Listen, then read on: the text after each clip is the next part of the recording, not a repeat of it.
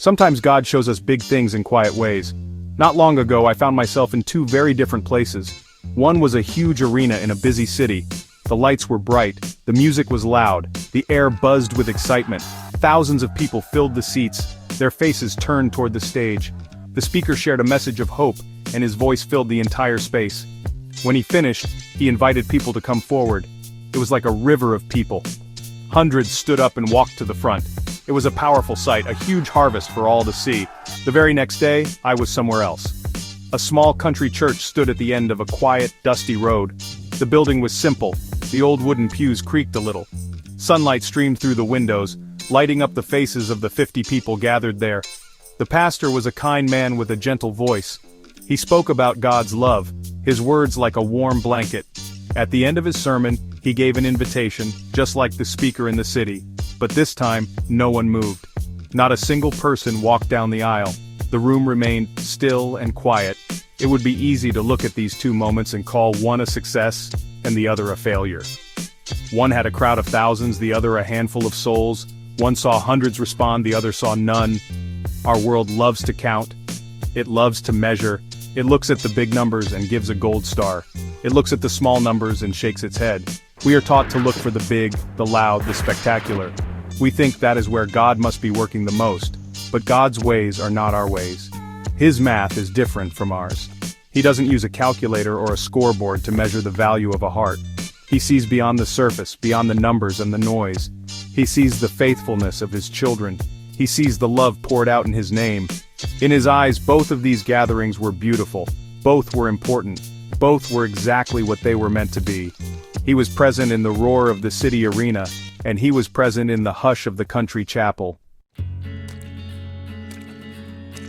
Think about the two speakers. The one in the city stood before a sea of faces. He was like a fisherman casting a giant net into the ocean. The pull was heavy, and the catch was great. He could see the fruit of his labor right there before his eyes. What a joyful moment. It would be easy for him to feel proud, to think that his powerful words made it all happen. But God reminds us to be humble.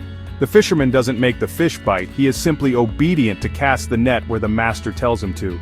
Now think about the pastor in the small country church. He poured out his heart to his small flock. He planted seeds of faith with just as much love and care. When no one came forward, did that mean he failed? Did it mean his words were weak or his prayer was not heard? Not at all. He was like a gardener tending a small, precious patch of soil. He may not see the sprout today or tomorrow, but his job was not to force the growth. His job was to faithfully water the ground and trust the Lord of the harvest. We get so caught up in comparing ourselves to others.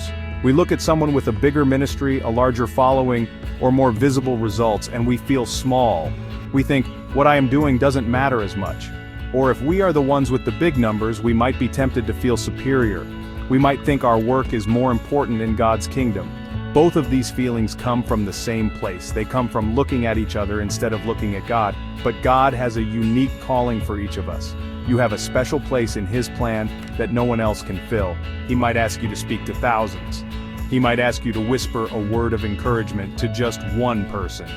He might ask you to build something big for all to see. He might ask you to serve quietly behind the scenes where no one notices. The size of the task does not determine its value. The only thing that matters is your simple, loving yes to His call. The Bible tells us a simple truth. One person plants the seed, another person waters it, but it is God who makes it grow. This is such a comforting thought. It takes all the pressure off of us. Our job is not to produce the results. Our job is simply to be faithful with the task He has given us today. You are not responsible for the harvest. You are responsible for your own obedience. That is all God asks of you. Imagine a farmer who plants his seeds and then worries all night. He frets about the sun. He stresses about the rain. He stays up wondering if the seeds will sprout. He cannot make the sun shine. He cannot make the rain fall.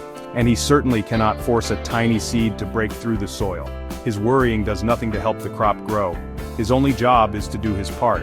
He must prepare the soil, plant the seed, and pull the weeds. The rest is in God's hands. This is how we should view our service to Him. We do our part. We love the people He puts in our path. We share the hope that is within us. We use the gifts He has given us. We show up, we work hard, and we do our very best. And then, we let go. we release the results to God. Whether we see a great harvest or no harvest at all, we can rest. We can have peace knowing that we have done what He asked. Our faithfulness is our success, so do not be discouraged. Do not look at the work of others and feel that your contribution is too small. A single candle can light up a dark room. A quiet word can change a life. A small act of kindness can echo for eternity. God sees it all. He sees your heart, He sees your effort, He knows your name, and He is the one who will bring the growth in His perfect time and in His perfect way. Your part is to shine your light. God is creating a beautiful piece of music, a great symphony of service. In this orchestra, every instrument is needed. The loud crashing cymbals are important. They mark the big moments. But so is the quiet triangle that rings out with just one perfect note. The powerful trumpets that announce the king are essential, but so is the gentle flute that plays a soft, sweet melody. If every instrument tried to be a drum, it would not be a symphony. It would just be noise.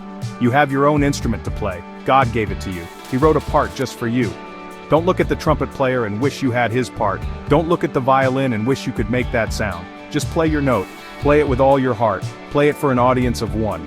He is the conductor, and He knows how all the parts fit together to create something wonderful and glorious. Your part matters more than you could ever know. Let go of the need for applause. Let go of the desire for big numbers. Let go of the temptation to compare. These things are heavy burdens, and God never asked you to carry them.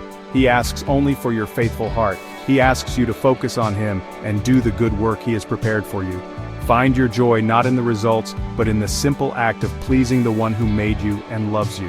His smile is the only approval you will ever need. So today, wherever you are, be faithful.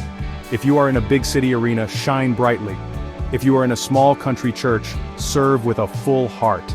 If you are helping one neighbor or leading a nation, do it all for Him. Every act of love, every word of truth, every moment of service is a precious gift laid at His feet. And He sees you, He loves you, and He is so very pleased with your faithful heart. You are special to Him.